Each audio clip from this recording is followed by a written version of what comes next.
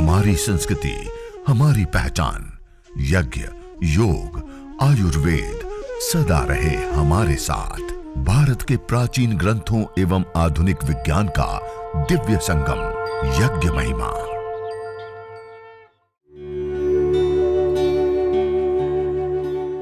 Doctor Albert कूर्जर, उन्होंने भी इस बात को सिद्ध किया कि जिस स्थान पे प्रतिदिन यज्ञ होता है वहां 200 से 400 मिलीमीटर हवा के अंदर धनायन कण की मात्रा पाई जाती है। अर्थात हम जिस स्थान पे यज्ञ करते हैं, जिस घर में यज्ञ करते हैं, वह घर का वायुमंडल ऐसा बन जाता है जैसे हम जंगल में रह रहे हैं, जैसे हम समुद्र तट पे रह रहे हैं, जैसे हम पहाड़ी क्षेत्र में रह रहे हैं। इससे बढ़िया और क्या बात होगी कि आज पर्यावरण प्रदूषण का यह जो युग चल रहा है, आज पोल्यूशन सब जगह पर इतनी बड़ी मात्रा में बढ़ चुका है और उसमें हमें ऐसा वायुमंडल, हम जिस घर पे जिस स्थान पे रहे वहां पे हम बना सकते हैं और वहां पे हम रह सकते हैं और रोगों से निजात पा सकते हैं और आयन चिकित्सा को प्राप्त करते हैं। इससे बढ़िया और बात क्या हो सकती है?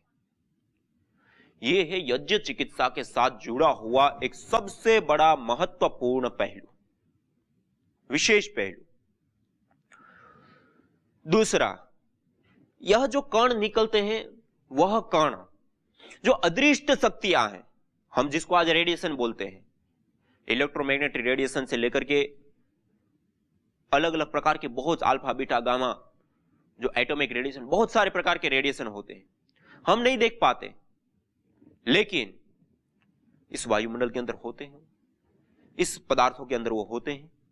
आज भी हम जिस घर में रहते हैं वो एक प्रकार के रेडिएशन के जाल के बीच में हम जी रहे हैं और उस रेडिएशन के जाल से हमें यदि बचना है, हमें अपनी सुरक्षा करनी है, तो उसके लिए भी यह यज्ञ के माध्यम से, जब हम यज्ञ करते हैं, उससे जो पार्टिकल बने, सूक्ष्म कण बने, वो वायुमंडल के अंदर आ जाते हैं। जब वो वायुमंडल के अंदर आ जाते हैं तो उस वायुमंडल के अंदर जो रेडिएशन की रेंज होती है, किरणें होती हैं, उसको वो अवशोषित कर लेती है, नष्ट कर लेती है, दूर कर देती है और रेडिएशन समाप्त हो जाता है, खत्म हो जाता है, दूर हो जाता है। और ये केवल कल्पना नहीं, मॉडर्न साइंस ने भी इस बातों को सिद्ध कर चुके हैं कि यज्ञ को करने से, हवन को करने से, अग्निहोत्र को करने से वायुमंडल के अंदर जब उसके पार्टिकल विशेष आ जाते हैं तो उस वायुमंडल के अंदर व्याप्त जो रेडिएशन है वो दूर हो। डॉक्टर वाई के विजय जी, स्वामी कृष्णानंद सरस्वती जी के निर्देशन में उन्होंने कई परीक्षणों के माध्यम से इस बात को बताया और सिद्ध किया। डॉक्टर ममता सक्सेना जी इलेक्ट्रोमैग्नेटिक रेडिएशन के ऊपर कई सारे परीक्षण करके उन्होंने सिद्ध किया कि जिस स्थान पे हम प्रतिदिन यज्ञ करते हैं, हवन करते हैं, अग्निहोत्र करते हैं, वहां पे विशेष प्रकार के कणों की मात्रा बढ़ जाती है और उस कणों के माध्यम से वो रेडिएशन आदि खत्म हो जाते हैं और उससे हमारी चिकित्सा विशेष होती है, क्योंकि उससे हमारा बचाव हुआ, जिसके कारण से हमें बीमारियां, कैंसर जैसे घातक रोग जिससे हो जाते हैं, जिससे हमारी ब्रेन से संबंधित नर्वस सिस्टम से लेकर के कोशिकाएं दुर्बल हो जाती है, डैमेज हो जाती है, उससे हमारा बचाव हो गया। ये भी एक चिकित्सा का बहुत बड़ा विशेष पहलू है कि हम जिस स्थान पे रहते हैं उस स्थान का वायुमंडल रेडिएशन से रहित हो जाए। वह वायुमंडल जैसे समुद्र के तट पर हो, जैसा वायुमंडल जंगल के अंदर हो, जैसा वायुमंडल पहाड़ी क्षेत्र में हो, ऐसा वायुमंडल हमारे घर में हो जाए। उसे वायुमंडल में हम रहेंगे तो कैसे हमें रोग हो सकता है? और रोग होता है तब भी व्यक्ति जब ऐसे स्थानों पर घूमने जाता है, रहने जाता है, ठहरने जाता है, तो वैसे ही रोग उनके दूर हो जाते हैं। ऐसे ही हम जिस स्थान पे यज्ञ होता है उस स्थान पर रहने से भी इसी प्रकार से हमारा चिकित्सा की प्रभाव विशेष रूप से हमारे शरीर के ऊपर, तन के ऊपर, मन के ऊपर पड़ता है और विशेष रूप से हमें उस से निजात मिलती है, मुक्ति मिलती है। यह है इसका और छठवां बिंदु। आगे और भी कुछ ऐसे महत्वपूर्ण विशेष बिंदु है कि कैसे कैसे चिकित्सा करता है, उसके ऊपर मैं आपके सामने प्रकाश रखूंगा। लेकिन आज अब हम पहले यज्ञ करते हैं, हवन करते हैं, अग्निहोत्र करते हैं। और आज आप सभी योगी साधक याज्ञिक भाई बहन जो संपूर्ण भारतवर्ष से, और यहां तक ही नहीं, भारतवर्ष ही नहीं, भारत के बाहर भी 5 देशों से लोग जुड़े हुए, आप सभी लोगों का विशेष इस यज्ञ चिकित्सा एवं प्रशिक्षण शिविर में स्वागत है।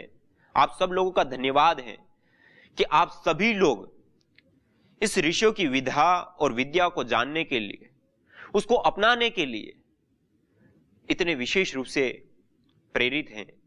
आतुरित हैं, संकल्पित है। यह एक वैदिक संस्कृति का उदय है और हमारी जो सुरक्षा है, हमारा जो संवर्धन है, हमारा सुरक्षा कवच है, वह भी हमारी संस्कृति ही होती है। जैसे पेड़ की जड़ होती है, वैसे ही मानव समाज की जड़ होती है संस्कृति। जैसे पेड़ अपनी जड़ को छोड़ देता है तो समूल नष्ट हो जाता है, सूख जाता है, अपने अस्तित्व को खो बैठता है। ऐसे ही मानव समाज जब अपनी जड़ को भूल जाता है, अपनी संस्कृति को भूल जाता है, तो वैसे ही नष्ट हो जाता है, खो जाता है, अपने अस्तित्व को खो बैठता है, जैसे पेड़। इसलिए हम अपनी संस्कृति के साथ जुड़े, हम यज्ञ के साथ जुड़े, योग के साथ जुड़े, आयुर्वेद के साथ जुड़े। और यही संस्कृति हमारी जड़ है, हमारा मूल है। और यही संस्कृति हमें अपने जीवन में सुख, शांति, समृद्धि से लेकर के इस पर्यावरण से लेकर के संपूर्ण ब्रह्मांड में संतुलन, ये सारे कार्य इसी माध्यम से सिद्ध होते हैं। तो आइए अब हम अपनी संस्कृति की शरण में चलते हैं और यज्ञ को, हवन को, अग्निहोत्र को संपन्न करते हैं। मैं आशा करता हूं आप सभी लोगों ने दीपक तैयार कर लिया। एक छोटी सी बात, रुई लगा करके उसमें थोड़ी मात्रा में घी आदि लगा करके आपने विशेष रूप से दीपक को तैयार कर लिया होगा।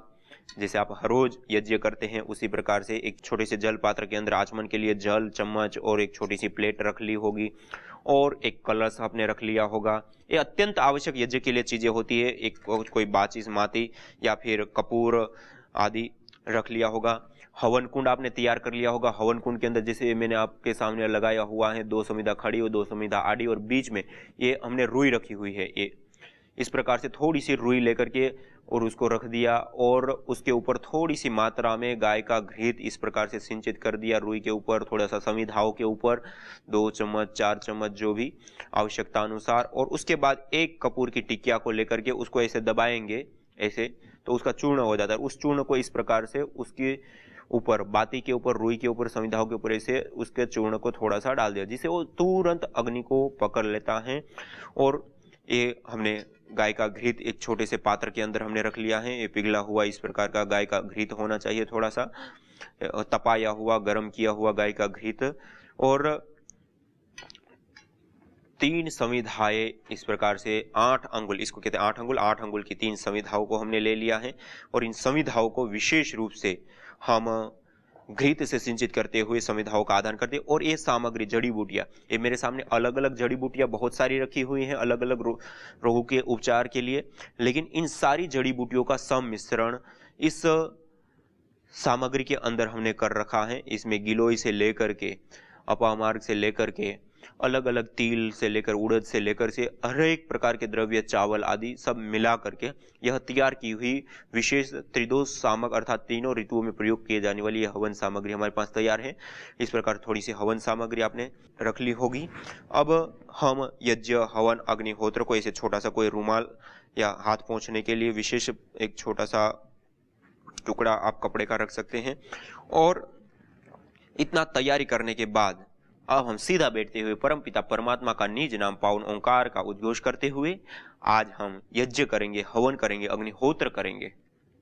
आइए सभी लोग अपने घर में सीधे बैठते हुए परमपिता परमात्मा का निज नाम पावन ओंकार का उद्घोष करते हुए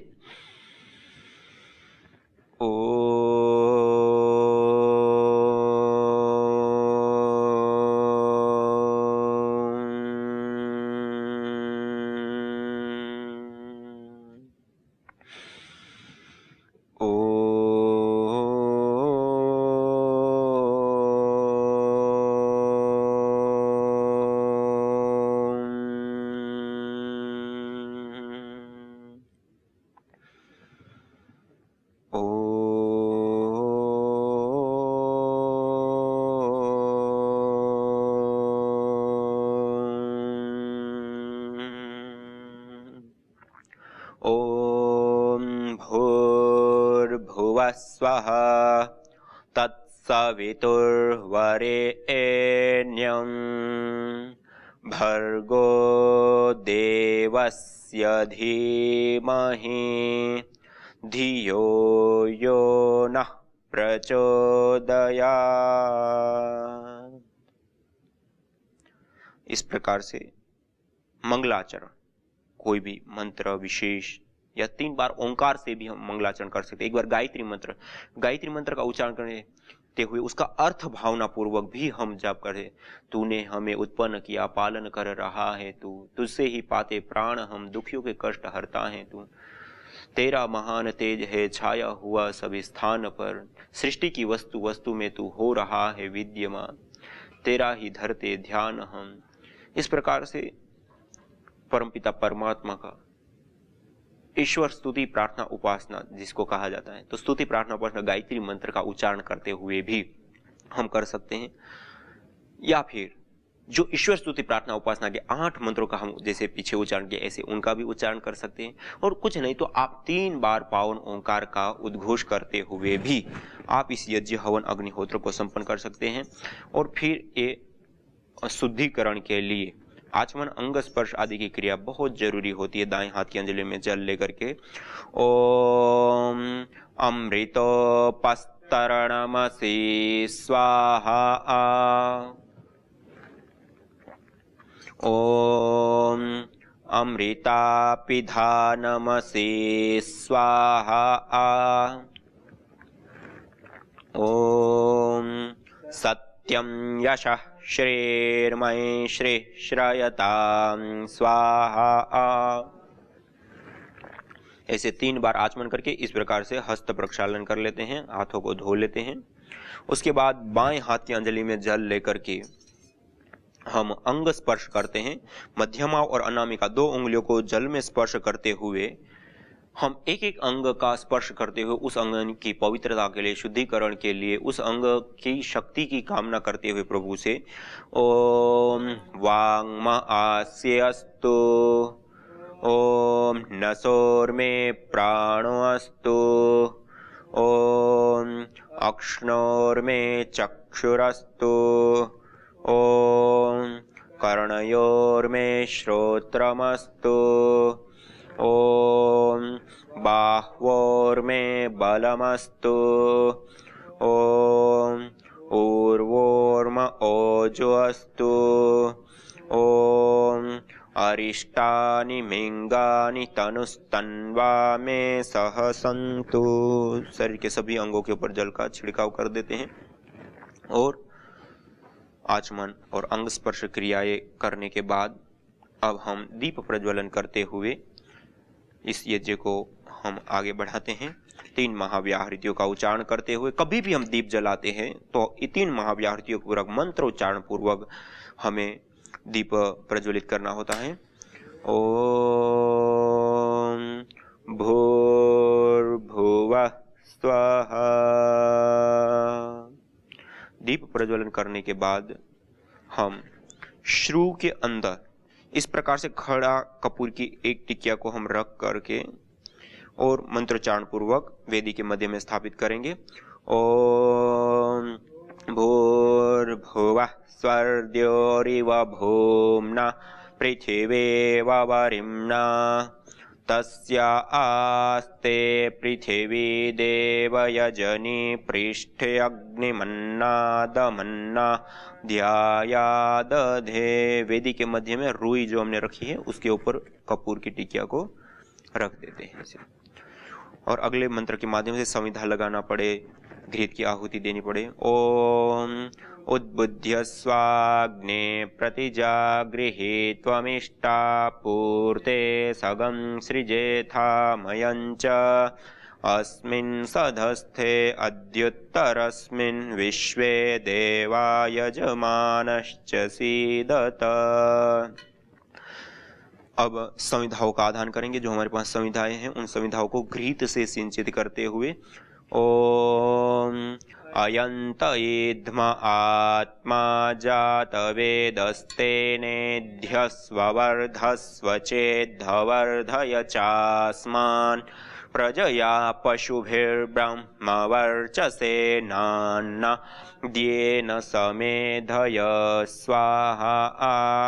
इदमग्नये जातवेदसे इदन्न मम ॐ समिधाग्निं दुवस्यत घृतेर्बोधयता तिथिम् अस्मिन् हव्याजुहोतन सोत्सविद्धाय शोचिषे घृतं तीव्रं जुहोतन अग्नये जातवेदसे स्वाहा इदमग्नये जातवेदसे इदन्न मम ॐ तन्त्वा समिद्भिरङ्गिरो घृतेन वर्धयामसि बिहच्छोचाय विष्ठ्य स्वाहा इदमग्नये अंगिरसे इदन्न मम। अब पंचघृत आहुति प्रदान करेंगे। ओम अयंत ईध्म आत्मा जातवेदस्तेनेध्यस्ववर्धस्वचे धवर्धय चास्मान् प्रजया पशुभिर्ब्रह्मवर्चसे नान्नाद्येन समेधय स्वाहा इदमग्नये जातवेदसे इदन्न मम। ॐ अयंत ईध्म आत्मा जातवेदस्तेनेध्यस्ववर्धस्वचेद्धवर्धय चास्मान् प्रजया पशुभिर्ब्रह्मवर्चसे नान्नाद्येन समेधय स्वाहा इदमग्नये जातवेदसे इदन्न मम। ॐ अयंत ईध्म आत्मा जातवेदस्तेनेध्यस्ववर्धस्वचेद्धवर्धय चास्मान् प्रजया पशुभिर्ब्रह्मवर्चसे नान्नाद्येन समेधय स्वाहा इदमग्नये जातवेदसे इदन्न मम। ॐ अयंत ईध्म आत्मा जातवेदस्तेनेध्यस्ववर्धस्वचेद्धवर्धय चास्मान् प्रजया पशुभिर्ब्रह्मवर्चसे नान्नाद्येन समेधय स्वाहा इदमग्नये जातवेदसे इदन्न मम। ॐ अयंत ईध्म आत्मा जातवेदस्तेनेध्यस्ववर्धस्वचेद्धवर्धय चास्मान् प्रजया पशुभिर्ब्रह्मवर्चसे नान्नाद्येन समेधय स्वाहा इदमग्नये जातवेदसे इदन्न मम। इस प्रकार से पंचघृत आहुति हम प्रदान करते हैं।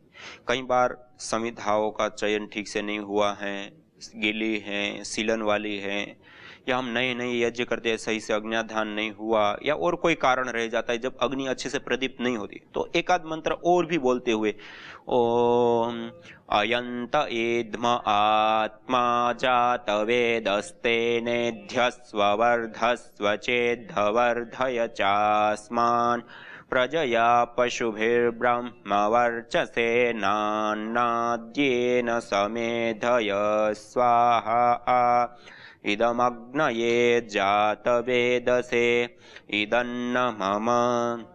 इस प्रकार एक आध आहुति और विशेष दो आहुति जो भी अपेक्षा हो वो दे करके उस अग्नि को हम विशेष रूप से प्रदीप्त करते हैं। उसके बाद जल सिंचन, सबसे पहले पूर्व दिशा में, फिर पश्चिम दिशा में, फिर उत्तर दिशा में, और फिर एक ही मंत्र से वेदी के चारों दिशाओं में हम जल सिंचन करेंगे।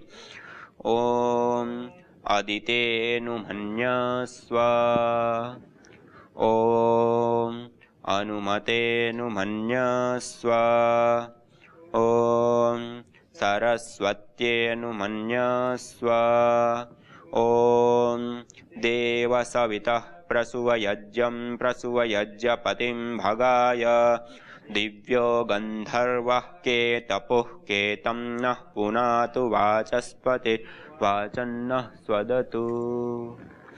वेदी के चारों दिशाओं में जल सिंचन करते हैं और फिर ईशान कोण के ऊपर दीपक और कलश दोनों को रख देते हैं, छोड़ देते हैं। ईशान कोण के ऊपर कलश और दीपक को छोड़ने के बाद अब हम आघारा वाज्य भाग आहुति 4 विशेष आहुतियां हम प्रदान करेंगे। तो आइए हम घृत की 4 आहुति, सबसे पहले उत्तर दिशा के ऊपर प्रदीप्त समिधा के ऊपर, फिर दक्षिण दिशा की प्रदीप्त समिधा के ऊपर, और फिर 2 बीच में हम आहुतियां प्रदान करेंगे। ओम अग्नये स्वाहा इदम अग्नये इदन्न मम। ओम सोमाय स्वाहा इदम सोमाय इदन्न मम। ओम प्रजापतये स्वाहा इदम प्रजापतये इदन्न मम। ओम इंद्राय स्वाहा इदम इंद्राय इदन्न मम। 4 आघारा वाज्य भाग आहुति देने के बाद अब हम जड़ी बूटियों के साथ विशेष आहुतियां प्रदान करेंगे। ओम सूर्यो ज्योतिर्ज्योति सूर्य स्वाहा। ओम सूर्यो वर्चो ज्योतिर्वर्च स्वाहा। ओम ज्योति सूर्य सूर्यो ज्योति स्वाहा। ओम सजुर्देवेन सवित्रा सजुरुषसेन्द्रवत्या जुषाणः सूर्यो वेतु स्वाहा। ओम अग्निर्ज्योतिर्ज्योतिरग्नि स्वाहा। ओम अग्निर्वर्चो ज्योतिर्वर्च स्वाहा। ओम स्वाहा। ओम सजुर्देवेन सवित्रा सजुरात्रिन्द्रवत्या जुषाणो अग्निर्वेतु स्वाहा।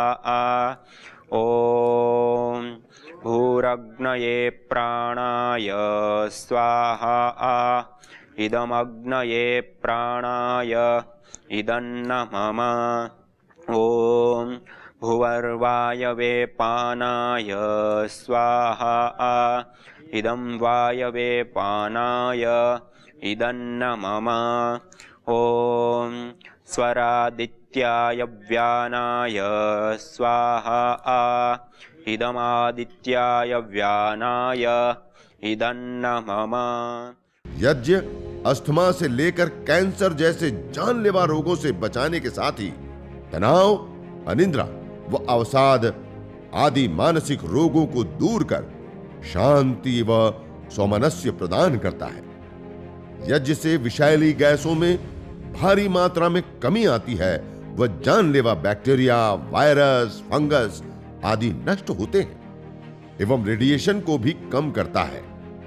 यज्ञ भूमि की उर्वरा शक्ति एवं फसलों में एक्टिव कंपाउंड को बढ़ाता है तथा रोगों की रोकथाम भी करता है। यज्ञ कृषि से उत्पन्न अन्न, फल आदि उत्तम पोषक तत्वों से युक्त एवं स्वादिष्ट होते हैं। यज्ञ उत्तम वर्षा करने वाला तथा जलाशयों का शोधन करने वाला होता है। यज्ञ जड़ एवं चेतन दोनों में सात्विकता का संचार करता है। यज्ञ जहां भौतिक ऐश्वर्य एवं पुण्यों को प्रदान करता है, वहीं आध्यात्मिक जीवन में मानवीय चेतना का उत्कर्ष करके अतिमानस चेतना की ओर अग्रसर करता है। यज्ञ भारतीय संस्कृति की मुकुट मणि है, प्रतीक है, मूल है। मानव जीवन के हर पहलू के साथ यज्ञ जुड़ा हुआ है, चाहे वह संस्कार हो, चाहे पूजा पाठ या फिर पर्व से लेकर हर शुभ अशुभ अवसरों में भी यज्ञ करने की सार्वभौमिक, वैज्ञानिक एवं पंथ निरपेक्ष पावनी परंपरा रही है। आइए हम संकल्प लें, संसार के श्रेष्ठतम कर्म यज्ञ को अपनाएं। पिंड और ब्रह्मांड में संतुलन कायम करने वाले यज्ञ को अपने जीवन का अभिन्न अंग बनाएं एवं प्रकृति मां के प्रति अपने ऋणों को अदा करें। विश्व स्वास्थ्य का एक नारा, यज्ञ से होगा जग उजियारा।